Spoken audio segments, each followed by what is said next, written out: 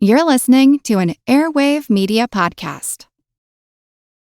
This episode is brought to you by LifeLock. Between two-factor authentication, strong passwords, and a VPN, you try to be in control of how your info is protected. But many other places also have it, and they might not be as careful. That's why LifeLock monitors hundreds of millions of data points a second for threats. If your identity is stolen, they'll fix it, guaranteed, or your money back. Save up to 40% your first year. Visit lifelock.com/podcast for 40% off. Terms apply.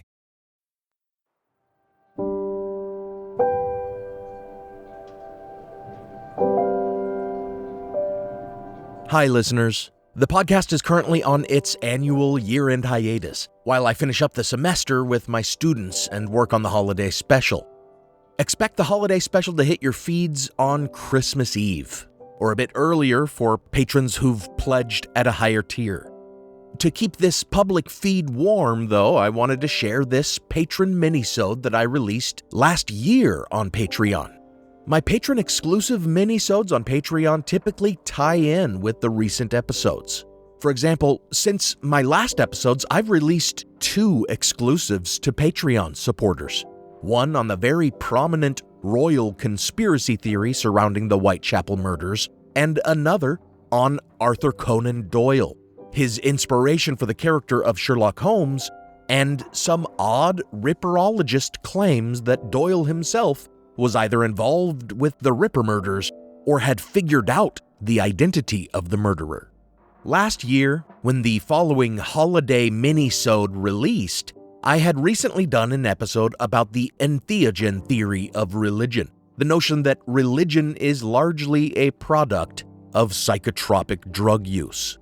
As a holiday treat before my main holiday special, I offered patrons this further look at how the Siberian shamanic practice of ingesting the hallucinogenic fly agaric mushroom has been claimed as the origin for almost all Christmas traditions. I hope you enjoy this public release of an old minisode. And if you want more patron exclusives, find me on Patreon.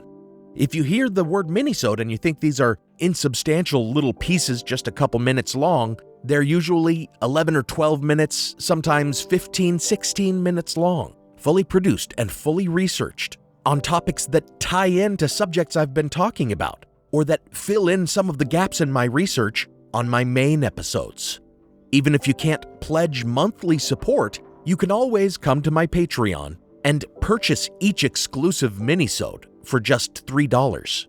Search for Historical Blindness on Patreon, and you can find the Blind Spot minisodes in a collection that I call Blind Spots and Exclusives.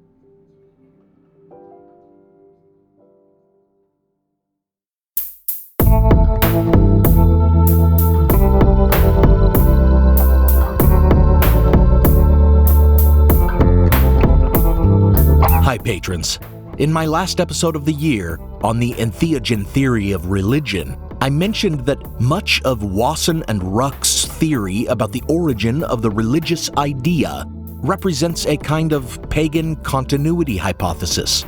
The idea behind this is that pagan traditions continued later than may otherwise be believed because of syncretism, as these pagan traditions were adopted and transformed into Christian traditions. Already we can see a parallel between Wasson's mushroom theory and much of what I have said about the holiday of Christmas in the past.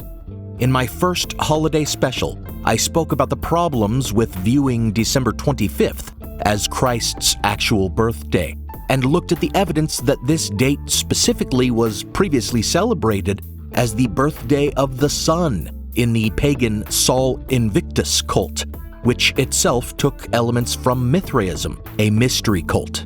And I further looked at what Christmas festivities owe to the pagan Saturnalia and Calends celebrations. Then, of course, there is the Norse Yuletide, which I've only dipped a toe into exploring as a pagan root of Christmas, something I'll surely remedy in a future special. As for the figure of Santa Claus, I've further examined numerous potential origins for the figure, from Berchta the Spinner of German folklore, who punishes naughty children in December, to to Odin the Yule Father, who rode through the skies driving a pack of flying horses and bucks, and left candy for children, who put out carrots and straw in their shoes to feed his steeds. While one cannot claim that there is no uniquely Christian origin of the holiday, it is certainly hard to argue that there are not some elements derived from pagan traditions that have persisted and remain in the festive mix. So too, those who support the entheogen theory of religion see an origin story for Christmas traditions in the ritual use of psychedelic mushrooms. And anyone who comes across this theory in a blog post or a virally shareable meme image might think it convincing just because of the visual evidence that exists. Many are the old historical paintings from Victorian Christmas cards depicting not just any mushroom, but rather R. Gordon Wasson's beloved fly agaric, the hallucinogenic Amanita muscaria, so important in Siberian shamanic culture, with its bright red cap and white polka dots. We see elves sitting on the mushroom, or harvesting it, or living inside it. We see cherubic children in their winter clothes beneath it or atop it, and we see it adorning wreaths and Christmas trees, always with a greeting of Merry Christmas and Happy New Year. The proponents of R. Gordon Wasson's entheogen theory, like Carl Ruck, take this and some other parallels or coincidences to mean that the entire holiday, all of its traditions, were derived in some way from the old shamanic rituals surrounding this psychedelic shroom. In this, as we found in their theory of religion generally, they take their theory way too far.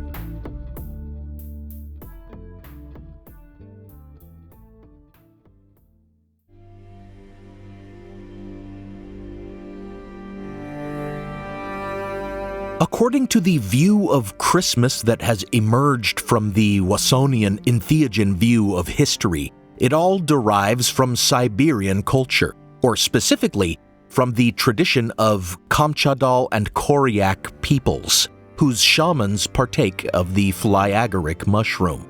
Firstly, it is pointed out that these people celebrate the winter solstice around the same time as our Christmas. No surprise there, many cultures mark the solstice, and the fact that a major Christian holiday is observed at the same time of year is likely no accident. But this theory goes much further. They claim that the idea of a Christmas tree and colorfully wrapped presents beneath the tree is derived from the symbolism of the bright red and white mushrooms that only sprang up beneath coniferous trees like those associated with Christmas trees.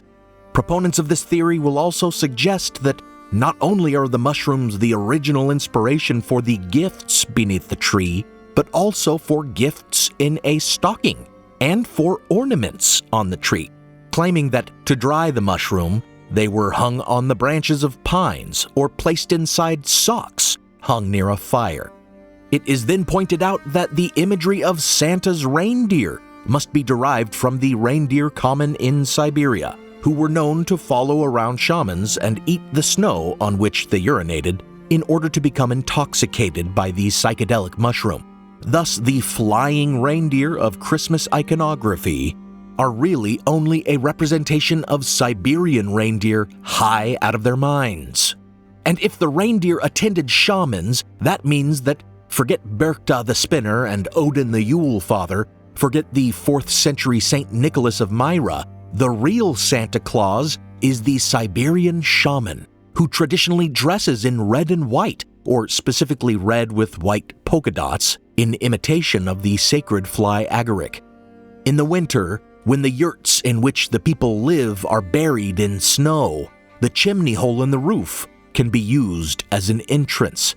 Thus it's said that when their red and white clad shamans came to visit, followed perhaps by some high-flying reindeer and bearing the colorful gifts of mushrooms, they came down the chimney, as it were. So there we go, all of Christmas, tidily explained in a Siberian village. But is there any truth to this? As listeners of Historical Blindness, you're no strangers to the fact that history is a lens through which we can better understand the present. Or as Shakespeare put it, what's past is prologue. History is the indispensable context without which we cannot hope to truly understand current events. You understand that, and so do the creators of the American Scandal podcast. Every season, they immerse listeners in the biggest controversies in U.S. history, helping us understand America's dark side and learn from its troubled past. Its latest season, Ruby Ridge Standoff, delves into an incident that sowed the seeds for the rise of the modern radical right.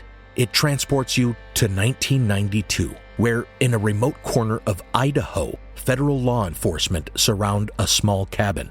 They've come for Randy Weaver, a survivalist who took his family to the mountains in anticipation of the apocalypse.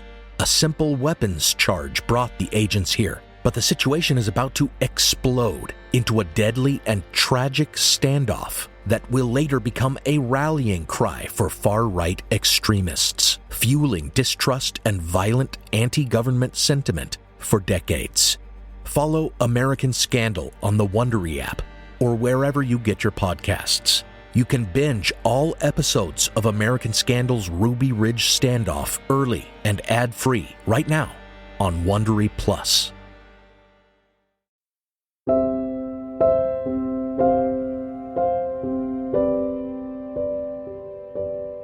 Let's consider each of these claims.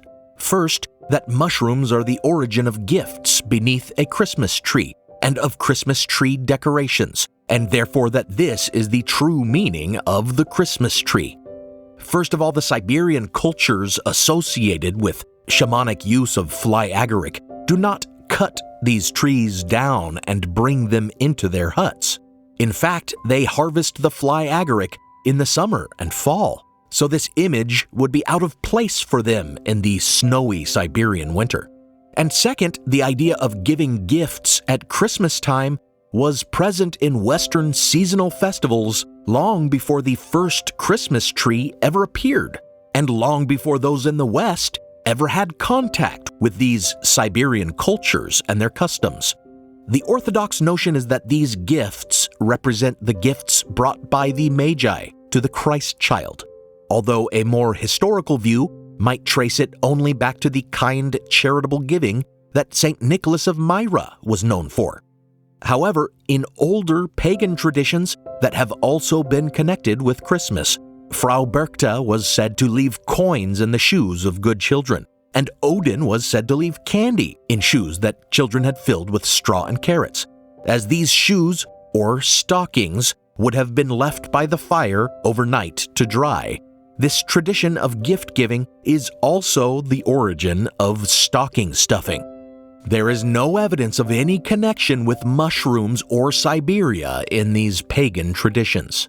As for the Christmas tree, which must be linked to the notion of presents and stockings from the beginning for this whole idea to work, these were not introduced into Western Christmas traditions until the 19th century, when the German queen consort of George II, Good Queen Charlotte, put one up in the Queen's Lodge. By 1840, it was established tradition, with Prince Albert importing numerous spruce firs from Germany to decorate at Christmas time. Christmas trees could not have their origin in the mushroom rites of Siberian shamans, as they were not an ancient tradition passed down through millennia. And by the time the West became aware of these Siberian rites, through the travel diary of a Polish explorer named Joseph Kopek in 1837, the practice was already established in Europe. Additionally, we can see the antecedents to the tradition of bringing an evergreen tree indoors in the long-standing tradition of decorating with greenery during midwinter celebrations, putting up wreaths and bows of ivy, holly, and mistletoe to call to mind warmer seasons when trees hadn't lost their leaves in the cold. As for the hanging ornaments on the tree, neither is this some secret reference to mushrooms. Even before the Christmas tree, some mistletoe added a splash of red to ancient midwinter greenery, and the red berries of holly served as the first bright ornamentation. As early as the 16th century, candles were being set in wreaths, the origin of lights in greenery, which continued 2 centuries later with Christmas trees being festooned with lit candles. One potential further explanation of the origin of Christmas trees that traces the tradition further back, which I spoke about in a previous Christmas special, is that it started with the quote-unquote paradise trees. In the Middle Ages, in celebration of the feast day of Adam and Eve, which happened to be December 24th, it was tradition in some European nations, such as Germany, to put on a quote-unquote paradise play, in which, as a prop, a fir tree was brought indoors and adorned with red apples to represent the tree in the Garden of Eden. Seeing as Good Queen Charlotte, the first person known to introduce this Christmas tradition to England, was German, it seems a safe bet that this is the true origin of Christmas trees, having absolutely nothing to do with Siberia or mushrooms. Unless you believe R. Gordon Wasson's hot take that the imagery of the forbidden fruit of the tree of the knowledge of good and evil actually represents the fly agaric.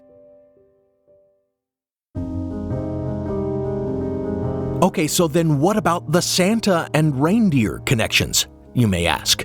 And why all the mushroom iconography in 19th century Christmas cards?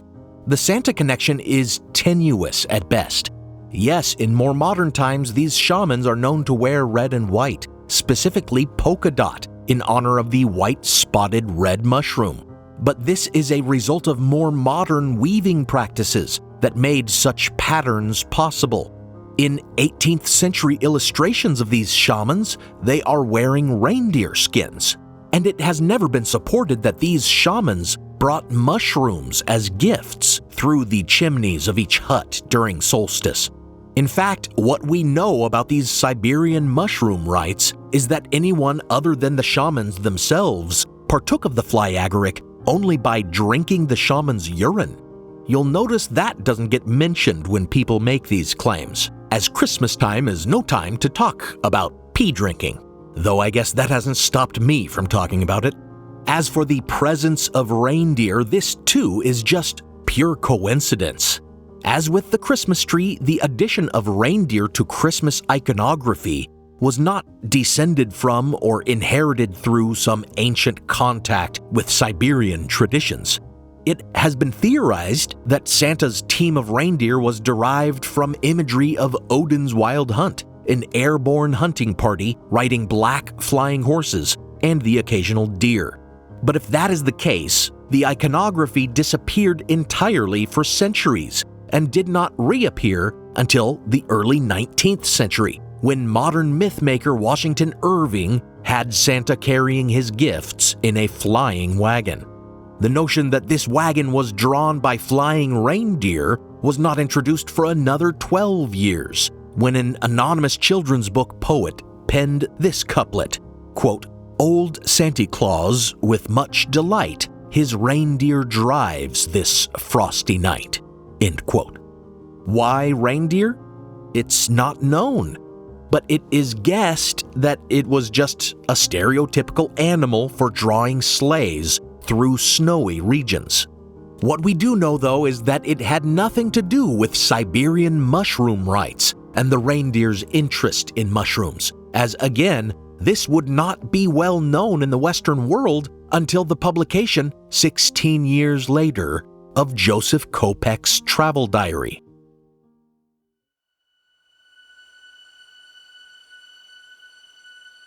Lastly, we have Exhibit A, all the 19th century Christmas cards that feature Christmas elves with Amanita muscaria, the hallucinogenic fly agaric. The simple explanation for these cards is that elves and fairies, which were long associated with Christmas, were also long associated with fungi.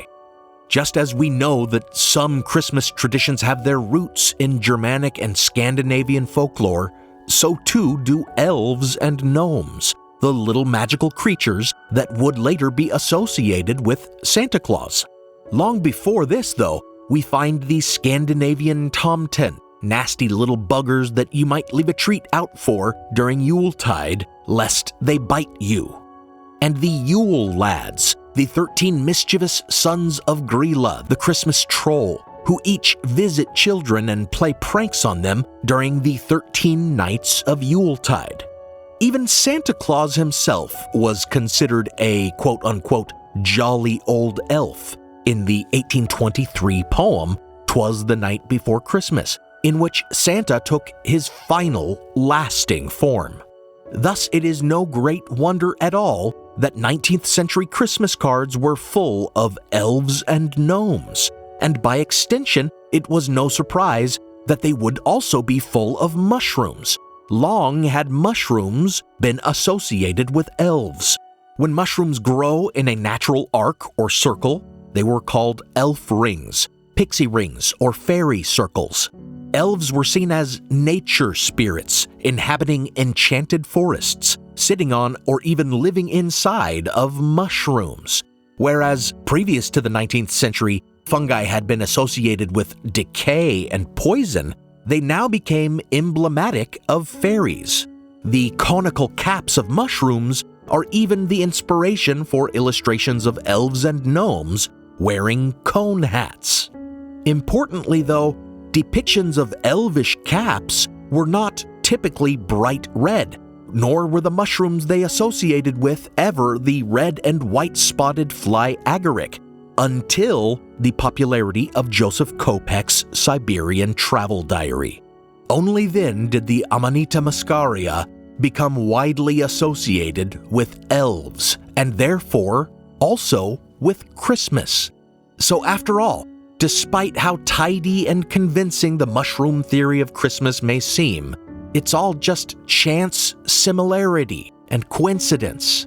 To the conspiracy-minded, though, coincidence does not exist. So they read this theory they stumbled on while surfing the internet, and they think this must be the hidden truth that few others realize.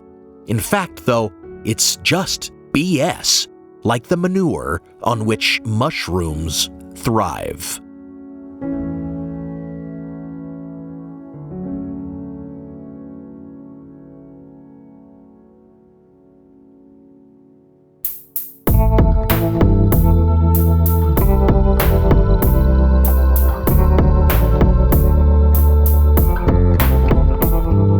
I hope you enjoyed this extra-long holiday-themed Blind Spot minisode, patrons. Happy holidays.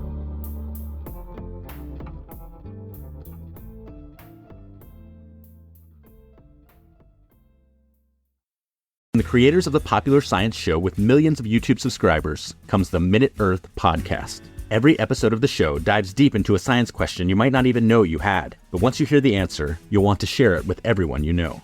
Why do rivers curve? Why did the T-Rex have such tiny arms? And why do so many more kids need glasses now than they used to? Spoiler alert, it isn't screen time.